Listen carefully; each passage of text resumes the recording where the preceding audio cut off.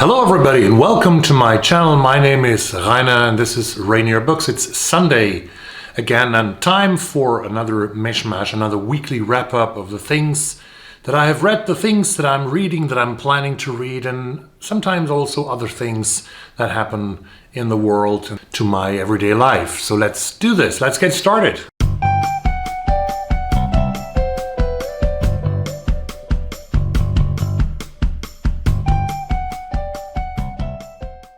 This week I finished only one book, which is my usual average actually. I finished after I think 16 or 17 hours of listening. I finished Patrick Radden Keefe's non-fiction account called The Empire of Pain, The Secret History of the Sackler Dynasty. And this is an amazing book. Those of you who have read it, I think everyone has loved it. I haven't read any bad reviews about it, probably from the Sackler family. There should be some opinions that are not so favorable, but otherwise it is a great narrative. And I will do a single review about it soon. This is the story of the family that came, I think, in the beginning of the 20th century. Isaac Sackler came from Europe to the United States and he started a family. And his first son, Arthur Sackler, started to build an empire, a family of 3 generations where a lot of people became physicians, became medical doctors, and the Sackler family was always in the background. But at some point they started a company called Purdue, and Purdue is the company that sold the painkiller OxyContin in the United States, very often abbreviated as Oxy, and it is one of the turbos, one of the driving forces of the opioid crisis in the United States that killed hundreds of thousands of people already and has addicted millions of people and has affected the families of the victims and so much more. And Patrick Radden Keefe gives a very detailed account of the history of this family, about the story behind them, about, I think you could also call this book, I thought of it at least, American greed, because it shows how corporate industries sometimes, not always of course, but sometimes can be so greedy to make money, although they know that their product, the product that they are selling, is deadly, is vicious, and is harming millions of people. So this is a great book. I very much enjoyed it. It's definitely a 5-star read in the nonfiction department. What else am I reading? I'm still reading the 2 books that I talked about last week, which is Jake Adelstein's book, Tokyo Vice. The title is An American Reporter on the Police Beat in Japan, that was published in 2009 by Jake Adelstein and at Pantheon Books in New York. That's the edition that I have, at least.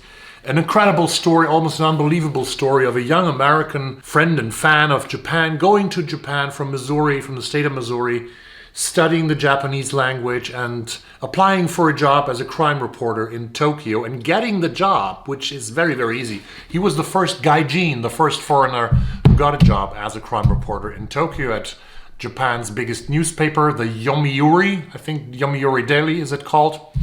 And this is a story that has also been or become a television show at HBO. The first season aired last year and the second season will be produced. There's a second season already contracted as far as I understand. I'm still reading this one.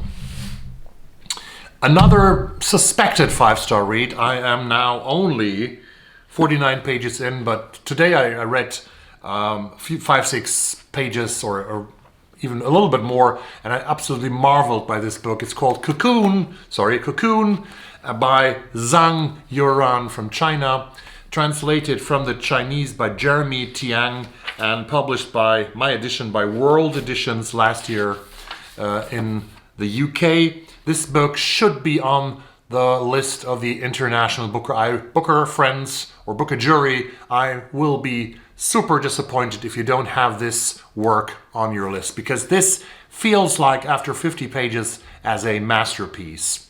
I will put an Instagram on one of the quotes, one of the many quotes where I think that the author Zhang Yueran, who is one of the young writers from China, that is Zhang Yueran, she's born in 1980, really describes the story, a multi-generational story, and how politics and how the one-child policy has influenced, has left its marks on the people, on the families, not only the one-child policy, but other ideological measures too, like sending, for example, educated people from the cities to the rural parts and almost force them to live there in different kinds of projects. This is a great book. I absolutely love Cocoon, and I hopefully will finish it over the course of the next week.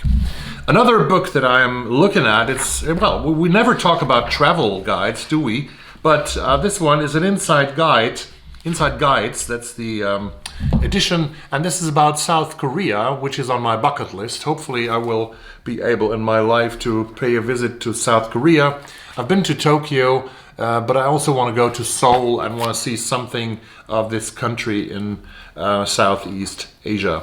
I know the prices for plane tickets are super high right now. I don't know if you are traveling right now, but I see that whenever I have fantasies or dreams of going somewhere, I think, oh my gosh, this is so expensive. Like pepper is so expensive. I mean, here in Sweden, the prices have risen with, like, they say the inflation is like 10% or 11%, but some products, for example, some vegetables like pepper, like cucumbers, they have risen the prices so much, and it's much more than 10%. Sometimes it's 50-60%. Pepper is up at 139.90 crowns, orange pepper, which is more than double the price than the one that I was used to 1 or 2 years ago.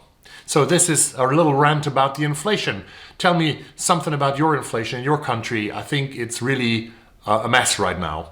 The other thing is still, of course, the war is going on in Ukraine, and Russia is still trying to invade all parts of Ukraine. There's a big fight around the city or the town of Bakhmut with horrible casualties. The Ukrainian civil population has almost left the city, and this is so bad right now. When you look at the plans of the plan of Russia is definitely to wipe out Ukraine as a country, to wipe out Ukrainian as a language, and to sort of imprint a Russian stamp on it, because the ideologists in the Kremlin, they never accepted that Ukraine was an independent state, but it has a history. You can look at the history of Ukraine. It's not only 20, 30 years old, not only after 1991, after the fall of the Soviet Union. It has always existed, actually.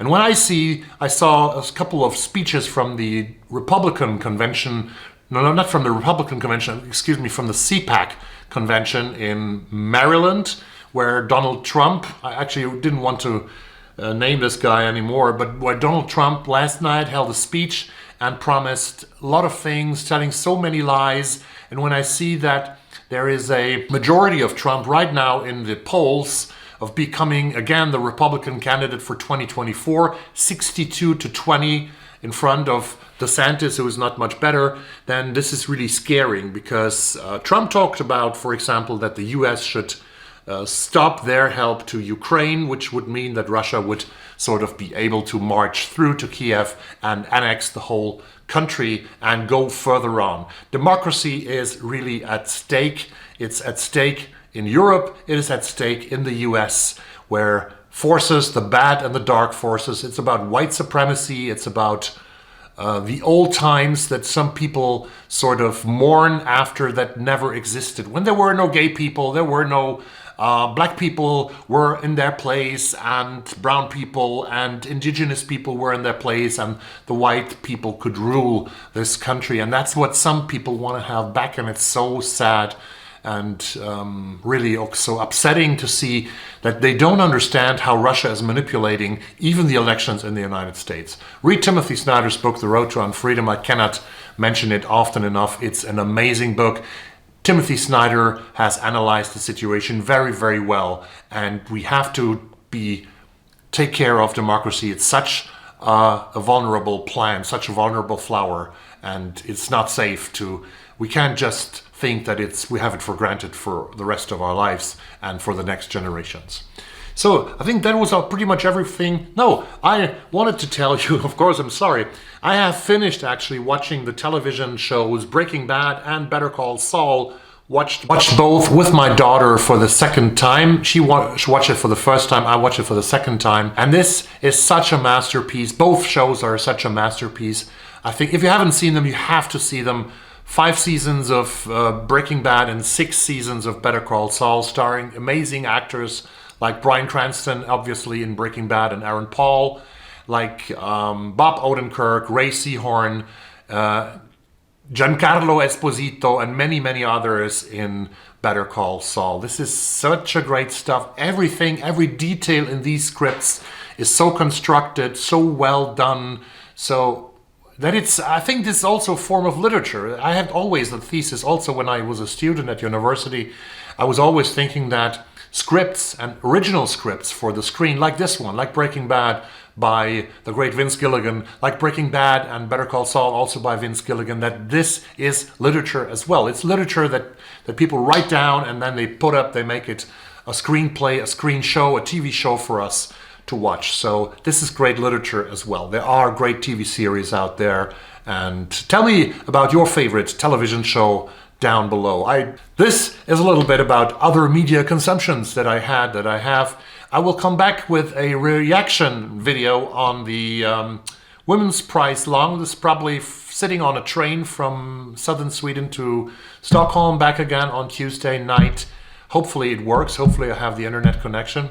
Then I will have a video out on Wednesday, which is a little excursion into the thriller genre, to the Edgars, because the Edgars, the Mystery Crime Writer Association of the United States, gave out the Edgars to best crime writers, and they will have their award ceremony on April 27. But I present the titles that are nominated: 6 novels and 5 true crime books, and many more that I won't mention, but these 11 books are interesting for me. And I already started to listen, and that's the last remark here, I already started to listen to one of the 6 titles nominated for the best novel for the Edgars, and this is a novel, a crime novel that many people have read. It was one of the great successes of 2022.